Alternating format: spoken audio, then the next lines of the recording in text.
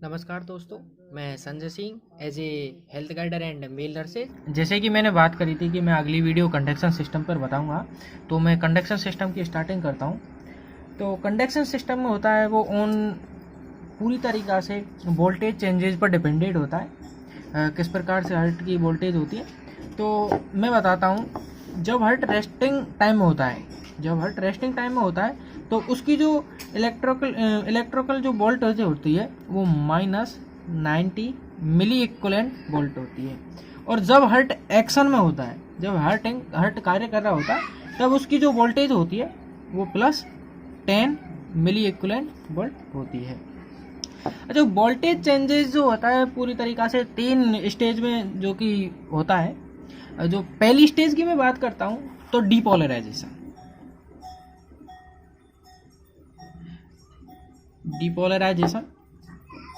और second stage है प्लेटियस stage,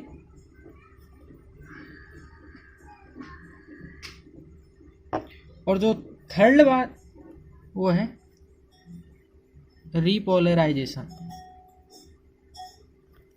अब मैं आपको इससे पहले एक और बात बताऊंगा कि जिस प्रकार से मैंने आपको ये हर्ट होता है, हर्ट में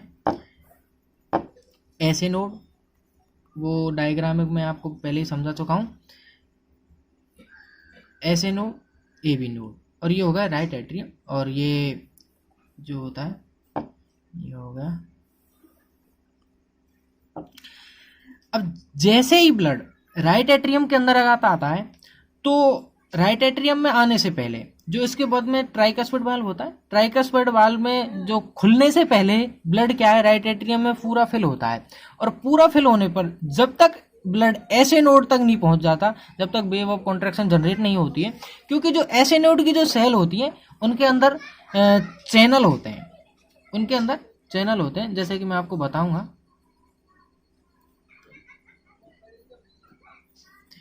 दो प्रकार के चैनल होते हैं, सोडियम पोटेशियम और सोडियम कैल्शियम चैनल होता है। जैसे कि आपको पता ही होगा कि कोशिका के अंदर जो एक्स्ट्रा सेलुलर फूड है उसमें पोटेशियम भी प्रेजेंट होता है और सोडियम भी प्रेजेंट होता है। तो इंटरनल फ्लूइड के अंदर भी पोटेशियम प्रेजेंट होता है, सोडियम भी प्रेजेंट होता है। जैसे ही डिपोलराइजेशन की कंडीशन होती है, मैं डिपोलराइजेशन की बात कर रहा हूँ, तो जैसे ही डिपोलराइजेशन की कंडीशन उत्पन्न होती है तो 3 सोडियम के जो मॉलिक्यूल्स है वो अंदर आते हैं और 2 पोटेशियम के 2 अणु बाहर जाते हैं। तो इसी प्रकार से जो कोशिका के अंदर आयन की जो कंसंट्रेशन बढ़ जाती है, और आयन की जो कंसंट्रेशन बढ़ने के कारण क्या होगा, डिपोलराइजेशन होगा। अब मैं बात करता हूं दूसरी स्टेज, प्लेटियस स्टेज की। इसमें क्या होगा, सोडियम पोटेशियम चैनल तो क्या होगा, बंद होगा, और जो सोडियम कैल्शियम चैनल होगा वो ओपन होगा, जिससे कि कैल्शियम का लेवल जो कि कोशिका के अंदर है वो बढ़ जाएगा। और बढ़ने के कारण क्या है, सेल को एनर्जी प्रोवाइड हो गई। एनर्जी प्रोवाइड होने के कारण कोशिका में कैल्शियम की मात्रा बढ़ जाती है, और एनर्जी प्रोवाइड होने के कारण वेव ऑफ कॉन्ट्रैक्शन जनरेट हो जाती है, और वेव ऑफ कॉन्ट्रैक्शन जनरेट होने के हार्ट पंपिंग करता है। अब मैं बात करता हूँ थर्ड स्टेज, रिपोलराइजेशन। इसके अंदर बात करते हैं जो पोटेशियम चैनल होता है, पोटेशियम चैनल जो होता है, सोडियम पोटेशियम जो चैनल होता है इसमें ओपन होता है, और ओपन होने की वजह से जो एक्स्ट्रा सेलुलर फ्लूइड है वो कार्डियक सेल से जो amount of positive ion inside तो क्या होता है, घट जाता है, और जो आउटसाइड उसका बढ़ जाता है, जिसकी वजह से वोल्टेज जो क्या है डिक्रीज हो जाता है, और उसी कंडीशन को रिपोलराइजेशन कहते हैं। इससे पहले मैं आपको एक बात और बता देता हूँ। जो सोडियम पोटेशियम चैनल होता है वो एक्टिव चैनल होता है, और जो सोडियम कैल्शियम चैनल होता है वो इनएक्टिव चैनल होता है। और इसको खुलने के लिए जो सोडियम कैल्शियम चैनल होता है, इसको खुलने के लिए कोई भी एटीपी की रिक्वायरमेंट नहीं होती है, और इसको खुलने के लिए एटीपी की रिक्वायरमेंट होती है। ये 2 वे होता है, मतलब ये दोनों साइड की तरफ खुल सकता है, ये 1 साइड होता है, ये सिर्फ एक ही साइड की तरफ खुलता है। अब हम बात करते हैं blood filling in the right atrium. जैसे ही ब्लड राइट एट्रियम में आता है, किस प्रकार से क्या होता है क्या नहीं होता है वो मैं आपको बताऊंगा। जैसे ही ब्लड राइट एट्रियम में आता है। राइट एट्रियम में आने के कारण जो कि ऐसे नोड के लेवल तक पहुंचेगा, आयन एक्सचेंज होंगे और ऐसे नोड में ब्लड सेल्स होंगे, आयन एक्सचेंज डिपोलराइजेशन होगा, वेव जनरेट होंगी, ऐसे नोड से जो वेव जनरेट होंगी। और ऐसे नोड क्या करता है, कोई भी देरी किए बिना, कोई भी डिले किए बिना अपनी जो वेव होती है उनको ए बी नोड के लिए सेंड कर देता है। और ए बी नोड को सेंड करने पर जैसे ही वो ए बी नोड को सेंड कर देगा, राइट एट्रियम क्या होगा, कॉन्ट्रैक्शन होगा, राइट एट्रियम का कॉन्ट्रैक्शन होगा। और जो ए बी नोड होता है, जो अपनी जो इम्पल्स जो वेव आती है उनको, इम्पल्सों को 0.1 सेकेंड, 0.1 सेकेंड के लिए, ए बी नोड की मैं बात कर रहा हूँ, तो 0.1 सेकेंड के लिए जो इम्पल्स होती है उनको होल्ड करके रखता है। और ए बी, फिर उसके बाद में ए बी नोड अपनी जो इम्पल्स आते हैं उनको बंडल ऑफ हिल्स के लिए ट्रांसफर कर देता है। जैसे ही बंडल ऑफ हिल्स के लिए इम्पल्स जाते हैं, वेव जाती है, तो क्या होता है, तो जैसे ही इसको जो होल्ड करने में जितना टाइम लेता है उतनी टाइम में जो लेफ्ट एट्रियम होता है वो कॉन्ट्रैक्ट हो जाता है। और ए बी नोड जैसे ही अपने जो इम्पल्सों को बंडल ऑफ हिल्स के लिए ट्रांसफर करेगा, जो contraction of the wave both ventricle, जैसे ही इसको लिए ट्रांसफर करें, दोनों राइट एट्रियम और लेफ्ट एट्रियम दोनों क्या हो जाएंगे, कॉन्ट्रैक्ट हो जाएंगे। जैसे ही ए बी नोड से जो इम्पल्स आई, wave of bundle of His Purkinje fibre, इनके लिए जो आती हैं, तो इनके लिए जो आने में जितना टाइम लेता है इतने में ही राइट वेंट्रिकल और लेफ्ट वेंट्रिकल दोनों कॉन्ट्रैक्ट हो जाएंगे। इसी प्रकार से जो आयन, जो इस प्रकार से आयन चेंजेज में जो वोल्टेज डिपोलराइजेशन और प्लेटियर स्टेज का भूमिका होती है। अब मैं बात करता हूं कार्डियक साइकिल की। कार्डियक साइकिल की मैं बात करता हूं, तो पहले मैं बात करता हूं सिस्टोल। सिस्टोल क्या होता है,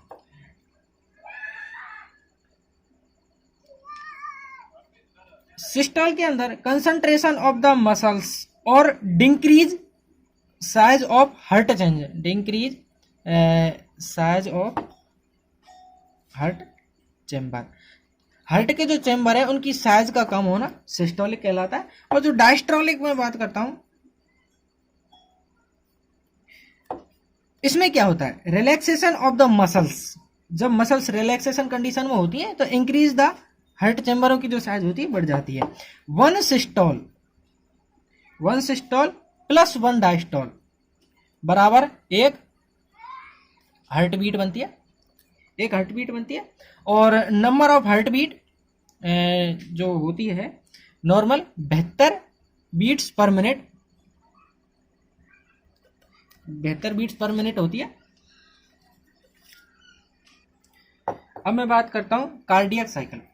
जैसे कि मैंने बताया, cardiac cycle is the command study of the all event that pair in the one heart beat, जो एक हार्ट बीट में जो सारे मूवमेंट होता है, जैसे कि 0.1 सेकंड के लिए हार्ट होल्डिंग करता है, 0.7 रेस्टिंग टाइम में होता है, वो सारे जो इवेंट होते हैं उनको मिला करके एक हार्ट बीट का निर्माण होता है। अब वन कार्डियक साइकिल, एक कार्डियक साइकिल किस प्रकार से होती है मैं आपको बताऊंगा। जैसे ही ब्लड ऐसे नोड में जाता है, ऐसे नोड में जाने के बाद में वेव ऑफ कंट्रैक्शन जनरेट होती हैं, और ऐसे नोड है जो बिना डिलीट किए हुए अपने इम्पल्स को ए बी नोड के लिए भेज देता है। और ए बी नोड तक जैसे ही पहुंचता है तो इम्पल्स 0.1 सेकंड के लिए जो इम्पल्स को होल्ड करता है। और जैसे ही राइट एट्रियम कॉन्ट्रैक्शन होता है, पहले राइट एट्रियम कॉन्ट्रैक्शन होता है, उसके बाद में लेफ्ट एट्रियम कॉन्ट्रैक्शन होता है। और राइट एट्रियम दोनों कॉन्ट्रैक्शन होने के बाद ब्लड जो एट्रियम में होता है, जो जैसे कि मैंने बताया, जो एट्रियम होता है वो फोर्सफुली बाइकास्यूड वाल को खोलते हुए नीचे आ जाता है, और किसमें, राइट वेंट्रिकल से डायरेक्शन में होते हुए इसमें निकल जाता है। और एट्रियम और वेंट्रिकल डायस्टोल हो जाते हैं, एट्रियम सिस्टोल हो जाता है, वेंट्रिकल डायस्टोल हो जाता है। और जब व्हेन ईच वेंट्रिकल कंडक्शन, तो वेंट्रिकल जब कंट्रैक्शन होते हैं तो ईडीबी एंड डायस्टोलिक वॉल्यूम, जैसे कि मैं बताऊंगा ईडीबी क्या होता है, एंड डायस्टोलिक वॉल्यूम। जैसे ही ब्लड डायस्टोल होता है तो जो उसके अंदर वेंट्रिकल के अंदर जो ब्लड बचता है 120 ml ब्लड जो वेंट्रिकल वाल्व के अंदर, जो वेंट्रिकल जो वाल्व होता है उसके अंदर बच जाता है। तो इसी प्रकार से क्या होगा, एट्रियम जो वाल्व होता है एट्रियम सिस्टोल होता है, और एट्रियम सिस्टोल का एंड हो जाता है। अब मैं बात करता हूँ वेंट्रिकल सिस्टोल। वेंट्रिकल सिस्टोल, तो वेंट्रिकल सिस्टोल में 0.3 सेकंड का समय लगता है। जैसे ही ईडीवी होती है और बंडल ऑफ हेल्स परकिंस फाइबर के लिए जैसे ही फोर्सफुली मूवमेंट होता है, वो सारी आपको मैं बताई था। अब देखते हैं, ये हार्ट्रियम, ये राइट एट्रियम और ये राइट वेंट्रिकल। अब इसके बीच में जो वाल्व प्रेजेंट होता है, सेमिन्यूलर जो वाल्व होता है, सेमिन्यूलर वाल्व पर जैसे ही राइट वेंट्रिकल में जैसे ही आता है ब्लड, तो सेमिन्यूलर वाल्व के ऊपर फोर्सफुली मूवमेंट करता है, जिसके कारण जो ब्लड निकल जाता है और ओनली फॉर 120 ml ब्लड इसके अंदर रह जाता है। सबसे ज़्यादा ब्लड को होल्डिंग करने, मतलब सबसे ज़्यादा ब्लड किसके, राइट एट्रियम के अंदर आता है। और उसके बाद में 120 ml इसके अंदर हो जाता है, जैसे ईडीवी बोलते हैं, डायस्टोलिक वॉल्यूम। जैसे ही 120 आ गया, अब मैं बात करता हूँ 0.05 सेकंड के लिए जो एट्रियोवेंट्रिकुलर वाल्व और सेमिन्यूलर वाल्व दोनों क्या होता है, क्लोज होते हैं। दोनों क्या होते हैं, क्लोज होते हैं। तो 0.05 सेकंड का उनको समय लगता है। और अब मैं बात करता हूँ राइट वेंट्रिकल। राइट वेंट्रिकल का जो प्रेशर होता है वो 20 mm होता है, और जो लेफ्ट वेंट्रिकल होता है उसका जो प्रेशर होता है 80 mm होता है।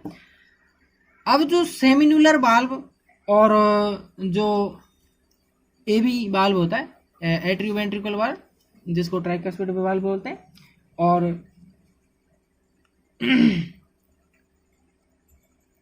अब मैं वेंट्रिकल से जो आर्टरी में जो ब्लड आने में जो समय लगता है उसमें लगता है 0.25 सेकंड। 0.25 सेकंड में वेंट्रिकल से आर्टरी में ब्लड आता है, उसमें 0.25 सेकंड। जैसे ही वेंट्रिकल सिस्टोल होता है एट्रियम, जैसे ही वेंट्रिकल सिस्टोल होता है एट्रियम क्या होता है, डायस्टोल हो जाता है। और बीच में ईच वेंट्रिकल जैसे ही होता है, और ESB and systolic ventilation. And systolic ventilation में कितना, 50 ml ब्लड होता है। और 50 ml ब्लड कब होता है, जब सेमिन्यूलर वाल्व क्लोज हो जाता है तो 50 ml हो जाता है। और 70 ml ब्लड जो राइट वेंट्रिकल से पल्मोनली के द्वारा बाहर भेजा जाता है। अब मैं बात करता हूं कार्डियक डायस्टोल। कार्डियक डायस्टोल में 0.4 सेकंड का समय लगता है, जिसमें ना तो कोई नो वेव कंट्रैक्शन, कोई भी ना तो वेव जनरेट होती है, ना सिस्टोल होता है, और ओनली फॉर जो हार्ट होता है, जो रिलैक्सेशन कंडीशन होता है, उसमें 0.4 सेकंड का समय लगता है। अब जैसे ही मैं बात करता हूं आर्टेरियल और वेंट्रिकल। आर्टेरियल की मैं बात करता हूं, आर्टेरियल को सिस्टोल होने में कितना, 0.1 सेकंड का समय लगा, और डायस्टोल होने में कितना लगा, 0.3 सेकंड, और जो होल्डिंग टाइम होता है वो 0.7 सेकंड होता है। तो इसी प्रकार से 0.7 सेकंड तो डायस्टोलिक में, और एक मतलब 0.1 सेकंड किसमें, सिस्टोलिक में लगा। तो टोटल कार्डियक साइकिल 8 सेकंड की होती है, 0.8 सेकंड की होती है। इसी प्रकार से जब मैं सिस्टोलिक की बात करता हूं तो 0.3 सेकंड तो इसको क्या लगा, सिस्टोलिक होने में, और जैसे ही डायस्टोलिक होने में इसको कितना टाइम लगा, 0.4 सेकंड के लिए तो नो वेव कंट्रैक्शन कुछ भी नहीं था, हार्ट रिलैक्सेशन कंडीशन में था। तो इसको क्या है, 0.1 सेकंड के लिए डायस्टोल, दोनों को मिलाकर के 0.3 और 0.8 सेकंड के लिए वेंट्रिकल सिस्टोल और डायस्टोल होता है। अब मैं बात करता हूं ESB एंड सिस्टोल वॉल्यूम, जो कि क्या होते हैं।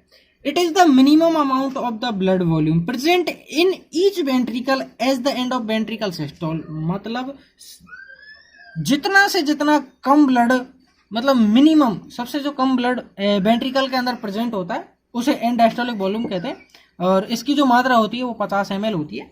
और यदि मैं बात करता हूँ EDB and diastolic volume, and diastolic volume the maximum amount of the blood in the ventricles, और वेंट्रिकल के अंदर जितना जो मैक्सिमम अमाउंट ऑफ ब्लड होता है जो उसे एंड डायस्टोलिक वॉल्यूम उसकी मात्रा होती है 120 ml। अब मैं बात करता हूँ स्टॉक वॉल्यूम। स्टॉक वॉल्यूम क्या होता है? EDB माइनस ESB, मतलब and diastolic volume plus and systolic volume कितना होता है? 120। 120 में से 50 को घटाएंगे तो 70 ml क्या होगा? Stroke volume. 70 ml stroke volume हो गया। और कार्डियक आउटपुट की मैं बात करता हूँ, जैसे कि कार्डियक आउटपुट का होता है SB, stroke volume into heart rate. Stroke volume को मैं जब हार्ट रेट से गुना करता हूँ तो 70 स्ट्रोक वॉल्यूम हो गई, अभी मैंने ज्ञात करी थी, तो 70 गुना, और यदि और हार्ट रेट कितनी होती है नॉर्मल 72, तो आप देख लो कि 5 7 35 3, ये हो गया 540। कार्डियक आउटपुट कितना होता है? 5040 ml, मतलब टोटल कितना?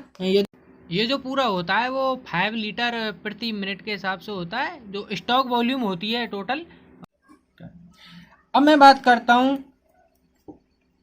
Ejection fraction. इजेक्शन फ्रैक्शन का मतलब होता है percentage of blood ejection by the ventricle in artery. तो कितनी परसेंटेज मात्रा में जो कि वेंट्रिकल के द्वारा आर्टरी को ब्लड किया है, परसेंटेज। अब इसको ज्ञात करने के लिए मैं इसको इधर बताने की कोशिश करूंगा। इसको ज्ञात करने का सूत्र है स्टॉक वॉल्यूम बटे एंड डायस्ट्रोल वॉल्यूम इनटू 100 बराबर क्या होगा? इजेक्शन फ्रैक्शन, जो कि परसेंटेज में ज्ञात करनी है।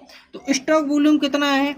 70 ml, और एंड डायस्टोलिक वॉल्यूम कितनी है? 120 ml। इसको मैं 100 से गुना करता हूँ तो ये हो गया, और 700 बटे 12, 12 पंजे,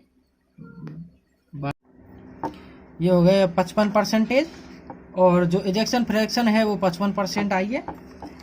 अब यदि इजेक्शन फ्रैक्शन का लेवल 40% से कम आता है तो हम बोलेंगे हार्ट फेलियर की कंडीशन में आता है। यदि लेफ्ट वेंट्रिकल इजेक्शन फ्रैक्शन कितनी आती है? 40% से कम आती है तो हम बोलेंगे लेफ्ट साइड का हार्ट फेल है।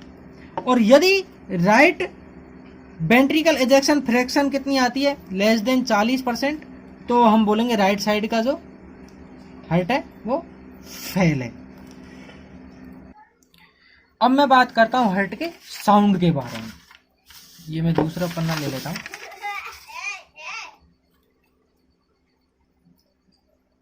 अब मैं बात करता हूं हार्ट साउंड के बारे में। हार्ट में जैसे कि हार्ट साउंड, हार्ट में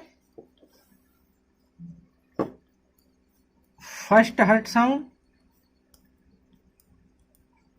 और सेकंड हार्ट साउंड।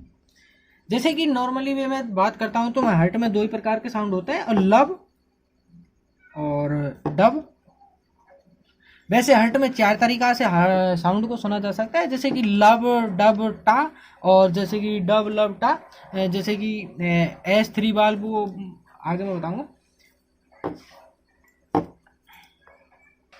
यदि हार्ट में एबनॉर्मल साउंड सुनाई देते हैं, जैसे कि inside the heart, inside heart के साइड में जो एबनॉर्मल साउंड होता है वो कार्डियक मरमर होता है। और हार्ट के जो आउटसाइड में जो हार्ट के सुना जाता है वो होता है कार्डियक ब्रिट साउंड होता है। अब मैं बात करता हूँ कार्डियक मरमर साउंड। जैसे कि मैं आपको बताऊंगा, वैसे मैं बता ही चुका हूँ, जो S2 साउंड है वो बेस में बेस्ट सुनी जाती है, जो S1 साउंड है जो एपेक्स वाले पार्ट में बेस्ट सुनी जाती है। जैसे ही हर्ट में S1 साउंड जनरेट होती है, उसके बाद में S2 जनरेट होती है, उसके बाद में फिर S1 जनरेट होती है, और उसके बाद में S2 जनरेट होती है। इसी प्रकार से जो चलता रहता है। यदि S1 के बाद में कोई भी साउंड होती है जिसको बोलते हैं हम सिस्टोलिक मर्मर, और यदि बिफोर द S1 से पहले जो कोई भी साउंड सुनी जाती है जिसको बोलते हैं डायस्टोलिक मर्मर, यह जो कंडीशन है, जो वेंट्रिकल जब सिस्टोल होता है, जब वेंट्रिकल सिस्टोल होता है उसमें जो कोई एबनॉर्मल कंडीशन आ जाती है तो उसकी वजह से कार्डियक जो सिस्टोलिक मर्मर साउंड सुनाई देता है। और यदि जो वेंट्रिकल डायस्टोल होने में यदि कोई प्रॉब्लम आती है तो डायस्टोलिक मर्मर साउंड सुनाई देता है। अब मैं शेप के अकॉर्डिंग जो हार्ट की जो साउंड है उनकी मैं बात करता हूँ। शेप के अकॉर्डिंग जो हार्ट की जो साउंड होती है वो 3 प्रकार से होती है। क्रैस्केंडो, दूसरे नंबर की वो होती है डी क्रैस्केंडो, और तीसरे नंबर की जो होती है